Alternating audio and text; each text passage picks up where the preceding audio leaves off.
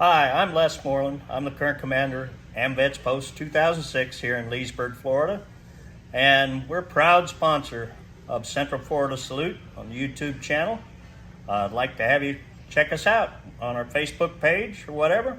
Our address is 500 North Canal Street in Leesburg, Florida. To all you veterans out there, come by and see us. We salute you for your service and thank you very much.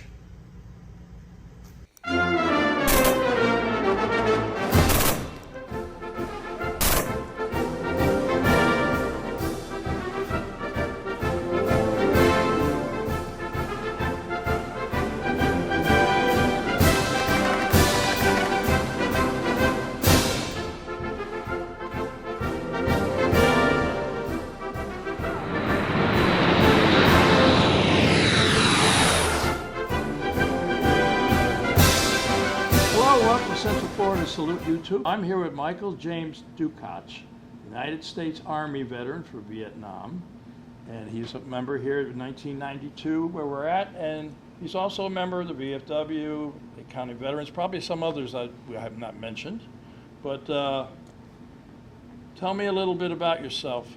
You go by Duke. Yes, Duke, sir. you're from, where are you from originally? Antigo, Wisconsin. Uh-huh.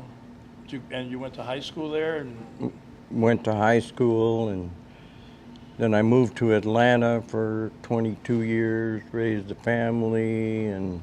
But in the meantime, when you were in Wisconsin, you got drafted, you told me, right? Yes, sir.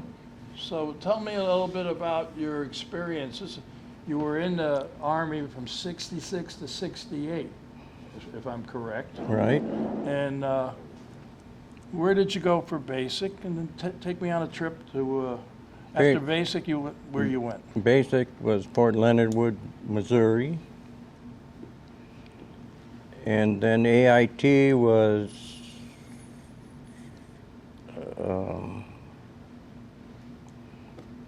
it's a blank right now. That's okay. It's a lot of years ago. But you wound up in the Army, and you wound up with the helicopters, right? Yes. Was that by choice, or did you just... No, AIT took me to Vietnam, trained me for Vietnam, and first day there, the E5 that was mustering out left an opening. And so that started my career with an aviation unit. I had 20 people working for me, and so that's how it all started.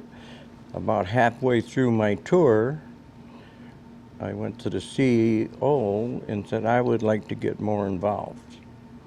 So we made an arrangement that I would fly with the warrant officer group. I became very close to two of them, and but I had still responsible for the 20 guys on the ground. And what it was a unit that flew out, picked up busted helicopters, brought them back, and so that's how it all started in the middle of the tour. I was promoted to E5 the last 3 or 4 months. So I was to muster out in November. So the CO called me into his bunker and said, "I've got a great deal for you." Huh. And of course everybody else had pinups in the tents, and I had a Corvette.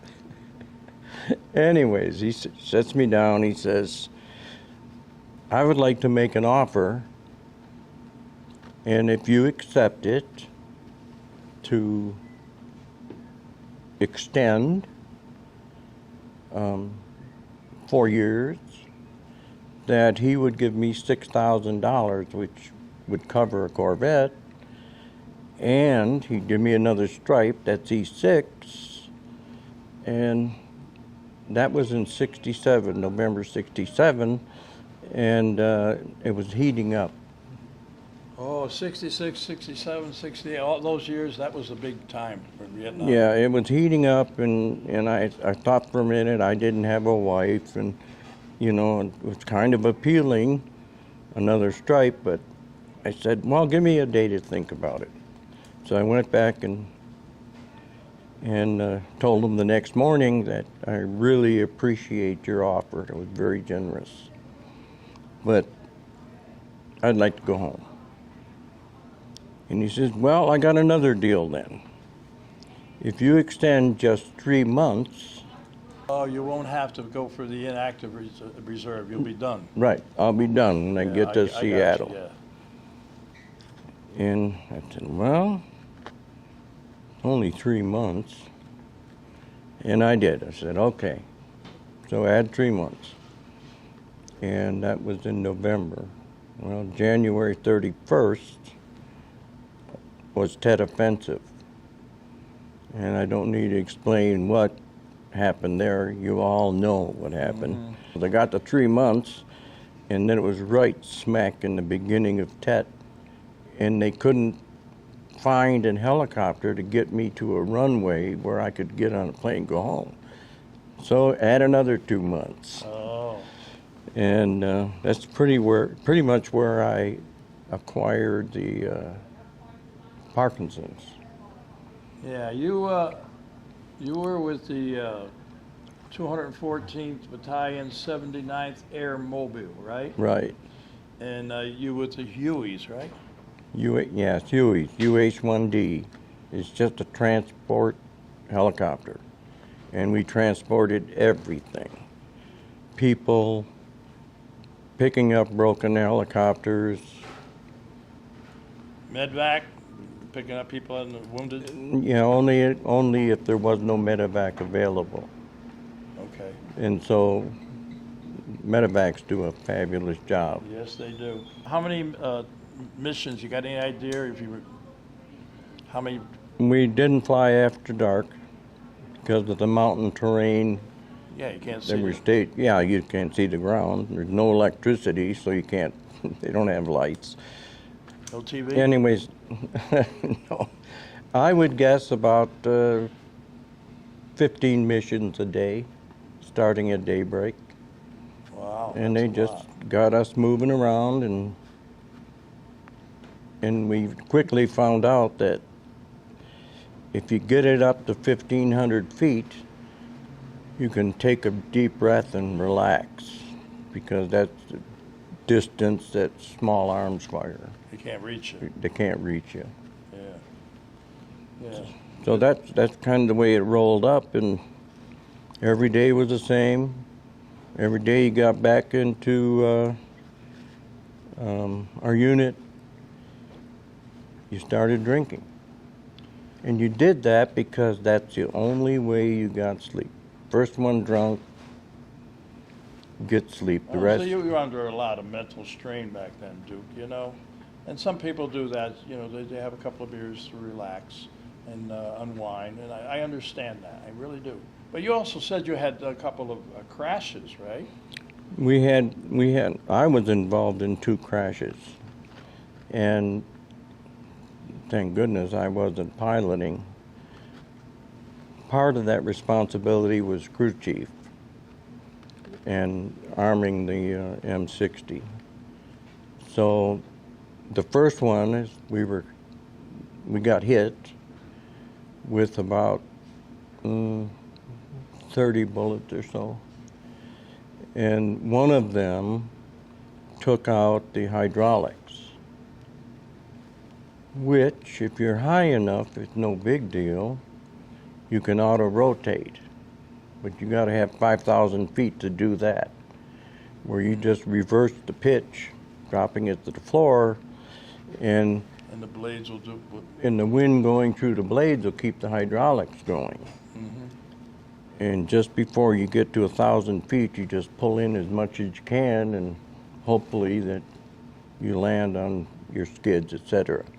In that particular case, it didn't work. Got to the bottom, we ran out of air, The helicopter started losing control. The rotor hits the ground. Fortunately, it didn't catch on fire. And then it's whatever you got to do to save your life. Yeah, everybody get out safe on those crashes? Both of I them. hope. Both of them. Good, good, good. Both of them. And the other crash, we were dropping in to pick up some arbons, and we got tangled up in the triple canopy, and it ripped the rotor off. Down we went, face first, until we hit the ground. And same deal, ended up on our side. But the good news is there was enough infantry in the area that they got us out. Before the enemy could get you, yeah. Yeah. Wow. That had to be some experience, my friend.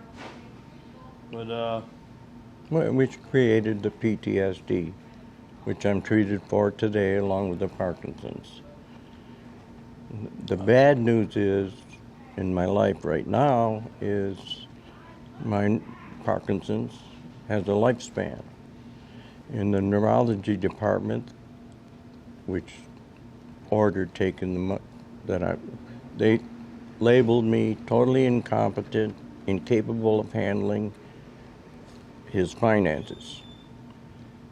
And as of October 1st this year, that was my last check. Then I had to get a fiduciary, and I'm blessed to say that my brother was sitting out there. He's my fiduciary. So all the VA money, they don't trust me with it, but my fiduciary handles it, and all I got to do is send them a receipt or whatever it is. yeah. And I forgot where I was going with that, Bob. Well, you know what? The Parkinson, I told you we had a little chat before. There's Parkinson's in my family, too. But I don't. Anyway, I can kind of understand where you're at, but I know the level you're at is a lot pretty high up. But I will say this about you, Duke. What you did for our country was fantastic. In my eyes, you're a hero. In a lot of people's eyes, you're a hero. But when you got out of the service, you had a career. What were you doing? Well, it was in graphic arts, and my last job was with Kodak for 9 years. I don't know what the 9 years has to do with anything. It seems like everything stops at 9 years. Yeah. And so mostly I worked in graphic arts. I raised a family of 2, sadly, a little estranged with them, and started my life over in 2002 without any income.